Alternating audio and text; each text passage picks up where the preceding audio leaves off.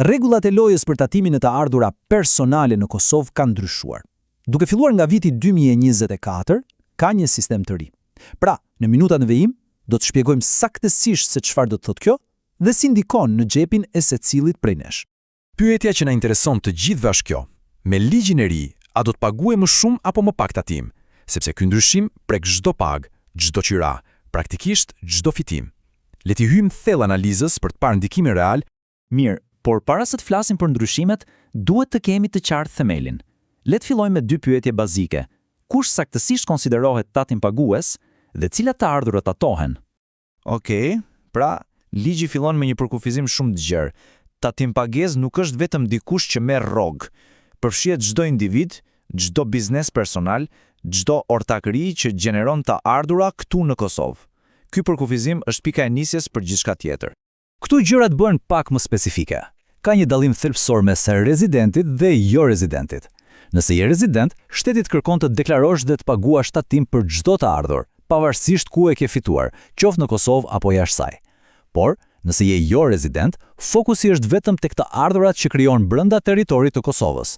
Ky është një detaj kyç, sidomos për diasporën dhe investitorët e huaj. Dhe kur themi të ardhura, mos mendoni vetëm për pagën. Ligji ka një rrjet mjaft të gjerë. Natyrisht, pagat janë pjesa kryesore, por aty futen edhe fitimet nga biznesi, parat nga qiraja, interesat bankare, madje edhe fitimet nga lotaria. Në parim, nëse është fitim, gjasat janë shumë të mëdha që të jetë i tatueshëm. Mirë, i kryem bazat. Tani le të kalojmë te pjesa që me të vërtetë na intereson të gjithëve. Si ishte sistemi i vjetër dhe si duket sistemi i ri i cili tashmë është në fuqi. Kështu ka qenë situata deri vonë. Shikoni me vëmendje këtë prag prej 960 eurosh në vit. Çdo gjë mbi këtë shumë të vogël fillonte të tatohej, fillimisht me 4%, pastaj me 8% dhe në fund me 10%. Mbajini mend këtë strukturë sepse tani do ta shohim kontrastin. Dhe pikërisht këtu ndodhi ndryshimi i madh.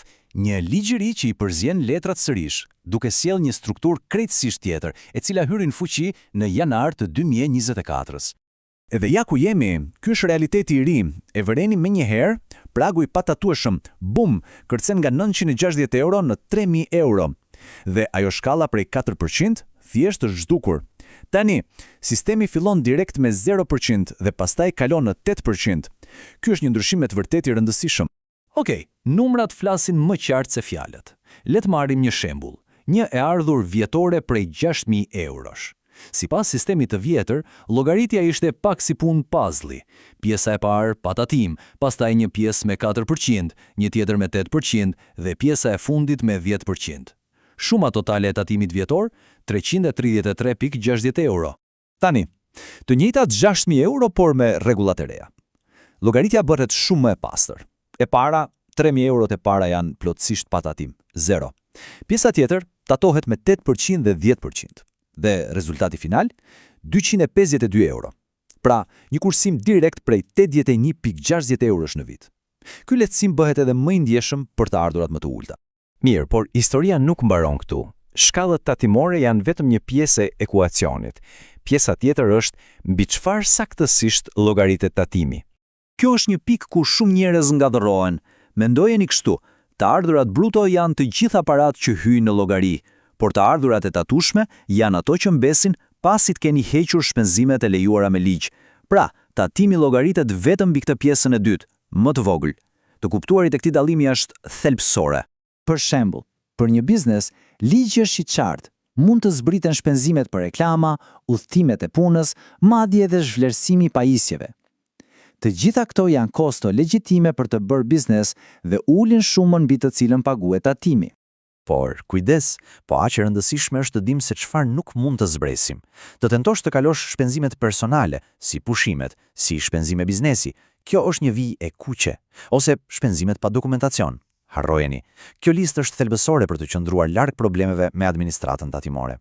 Nëse ka vetëm një numër që duhet mbajtur mend nga e gjithë kjo analizë, është ky, 3000 euro. Kaq. Ky është pragu i ri vjetor pa tatim. Pika. Ky është ndryshimi që ndikon drejt për drejt të gjithë. Mirë, kuptuam se llogaritet, po në praktik si paguhet ky tatim? Si funksionon e gjithë makineria? Për shumicën përgjigjja është goxha e thjeshtë. Për pjesën ndërmuese të të punësuarve, sistemi është thjeshtësuar në maksimum. Quhet tatimi i mbajtur në burim. Çfarë do të thotë kjo? Thjesht punëdhënësi e bën gjithë punën. Çdo muaj ai e llogarit tatimin, e ndal nga paga burto dhe e dërgon drejt te shteti. Kështu për punojësin, gjithçka është automatike dhe në përputhje me ligjin. Okej, le ti mbledhim të gjitha bashk. Cili është përfundimi kryesor i gjithë kësaj reforme ligjore? E gjithë historia përblidhet këtu. Ndryshimi më domethënës i vitit 2024 është rritja dramatike e pragut patatim në 3.000 euro. Kjo përkthehet në një lehtësim të drejtpërdrejtë financiar për të gjithë, por veçanërisht për ata me paga më të ulta, duke u lënë më shumë para në dispozicion çdo muaj. Dhe kjo na lë me një pyetje për të menduar. Duke pasur parasysh këtë hapësirë të re financiare që krijohet, sado modeste të jetë ajo, çfarë mundësish hapen? A ndryshon kjo diçka në planet për kursime, për investime, apo thjesht për një jetë pak më të rehatshme? Kjo është pyetje që ja vlen t'ja bëjmë vetes.